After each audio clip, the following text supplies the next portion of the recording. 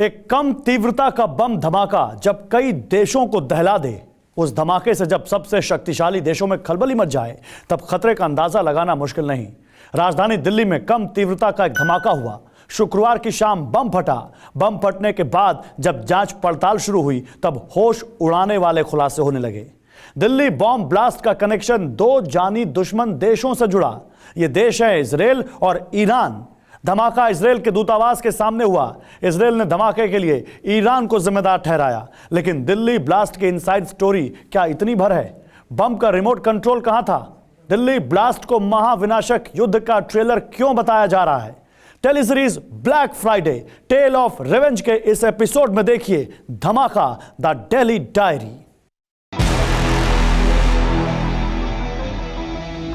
Number 5 के सामने footpath पर झाड़ियों के बीच में वो फ्लावर पोट रखा होता है, जिसके अंदर अचानक से धमाका होता है।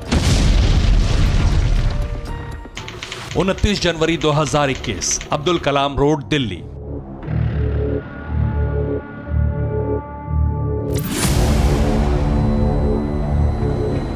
हाई सिक्योरिटी जोन, कदम कदम पर सख्त पहरा। जिस रोड पर इजराइल का दूतावास है, वहां अमूमन ट्रैफिक कम रहता है। शुक्रवार की शाम भी एक दो गाड़ियां ही गुजर रही थी। कई गाड़ियां सड़क किनारे खड़ी थी। हाई सिक्योरिटी जोन में एक कैब की एंट्री हुई। कैब से दो लोग उतरे। दोनों अब्दुल कलाम रोड पर कुछ देर रुके। इजराइल की एम्बेसी से 150 मीटर दूर ये दोनों कुछ खुराफात कर चलते बने।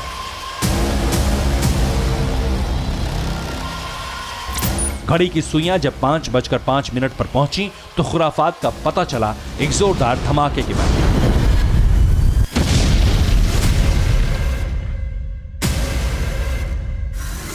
धमाके से सड़क किनारे खड़ी गाड़ियों के शीशे चकनाचूर हो गए।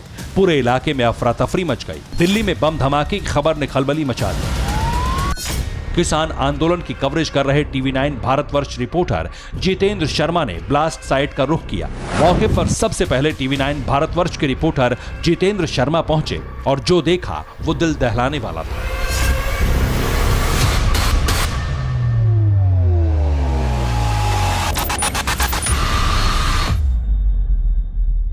ये देखिए मेन रोड है, ठीक बराबर में आप ये देखिए फुटपाथ है। फुटपाथ के किनारे ये देखिए यहाँ पर पेड़ पौधे लगाए गए हैं और ठीक इन्हीं के बीच में एक फ्लावर पोट रखा हुआ था। उस फ्लावर पोट के अंदर जो बंगला नंबर 5 आप देख रहे हैं, बंगला नंबर 5 इसी बिल्कुल मेरे दाएं तरफ, उसी बंगला नंबर 5 के सामने फुटपाथ पर झाड़ियों के बीच में वो फ्लावर पोट रखा हुआ था, जिसके अंदर अचानक से धमाका होता है। वहाँ 3-4 गाड़ियां खड़ी हुई थी।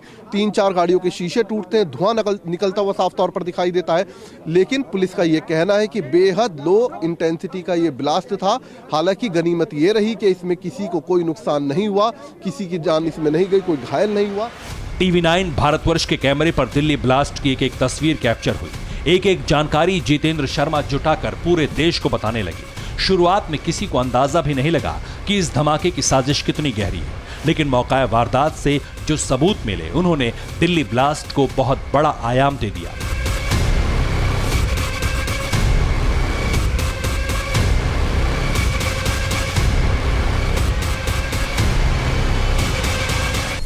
इजराइल दूतावास के करीब हुए ब्लास्ट में IED इस्तेमाल किया गया। बम ब्लास्ट साइट पर बैटरी मिली। बम धमाके के लिए कोल्ड ड्रिंक कैन गड्ढे में रखा गया। बम को घातक बनाने के लिए बॉल बेयरिंग्स इस्तेमाल की गई। बम विस्फोट में अमोनियम नाइट्रेट का इस्तेमाल किया गया। बम बनाने वाले प्रोफेशनल थे। बम धमाके से कितना नुकसान करना है, इसका पूरा हिसाब पहले लगा लिया गया था। धमाके से सड़क किनारे गड्ढा बना। जिस कोल्ड ड्रिंक कैन में बम फिट किया गया, उसके चीथड़े उड़ गए। बॉल बियरिंग से सड़क किनारे खड़ी गाड़ियों के शीशे टूट गए।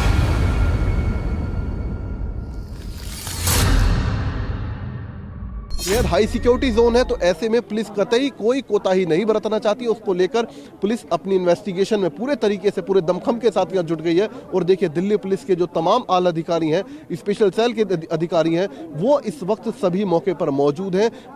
जो खुफिया एजेंसी है, जो IB विभाग है, उससे जुड़े कई अधिकारी मौके पर पहुंच चुके हैं। जांच एजेंसियों ने जब अब्दुल कलाम रोड के CCTV कैमरे खंगालने शुरू किए तो सबसे बड़ा ट्विस्ट आया। CCTV कैमरे के साथ छेड़छाड़ की गई। इजराइल दूतावास से महज चंद कदमों की दूरी पर यह ब्लास्ट हुआ है। ठीक सामने मैं चाहूंगा कैमरामैन से आपको दिखाएं, ठीक ये देखिए ठीक उस जगह ये ब्लास्ट हुआ जहां से इजराइल दूतावास महज 100 मीटर की दूरी पर है और जहां झाड़ियों में ब्लास्ट हुआ है उसके ठीक ऊपर एक सीसीटीवी कैमरा लगा हुआ है।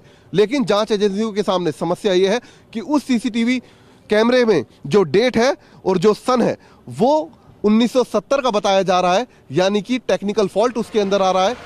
Delhi police special cell, NIA और इजराइल की सुरक्षा एजेंसी ब्लास्ट साइट पर मौजूद थी।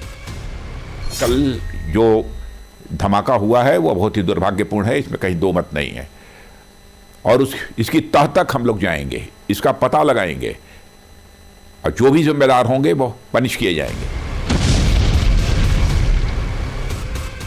धमाके की इन्वेस्टिगेशन के बीच इजराइल के एक पत्रकार ने सोशल मीडिया में दावा कर ब्लास्ट का कनेक्शन ईरान से जोड़ा। इजरायली पत्रकार का ये वही ट्वीट है जिसमें उन्होंने दिल्ली ब्लास्ट में सीधे तौर पर ईरान की रिवोल्यूशनरी गार्ड्स का हाथ बताया।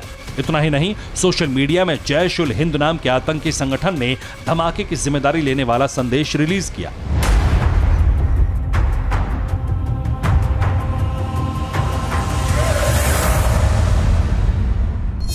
हालांकि ब्लास्ट साइट पर मिले लाल दुपट्टे और एक लिफाफे ने धमाके से ईरानी कनेक्शन क्लियर कर दिए। लिफाफे से मिली चिट्ठी में ऐसी धमकी दी गई जिससे हड़कंप मच गया।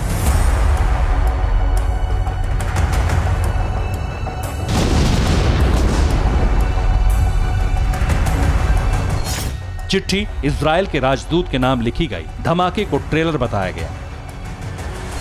जनरल कासिम सुलेमानी, ईरान के टॉप न्यूक्लियर साइंटिस्ट मोहसिन फखरजादेह की मौत का बदला लेने की धमकी दी गई है। मतलब साफ है, ईरान इजराइल का बैटल ग्राउंड दिल्ली को बनाया गया। दोनों दुश्मनों के बीच दिल्ली धमाके के साथ अदावत का नया दौर शुरू हो गया है। खाड़ी देशों की दुश्मनी की खूनी लड़ाई के महाविस्फोटक होने की आशंका इसलिए भी बढ़ चुकी है क्योंकि इजराइल की सीक्रेट सर्विस मोसाद के एजेंट्स एक्टिव हो गए हैं।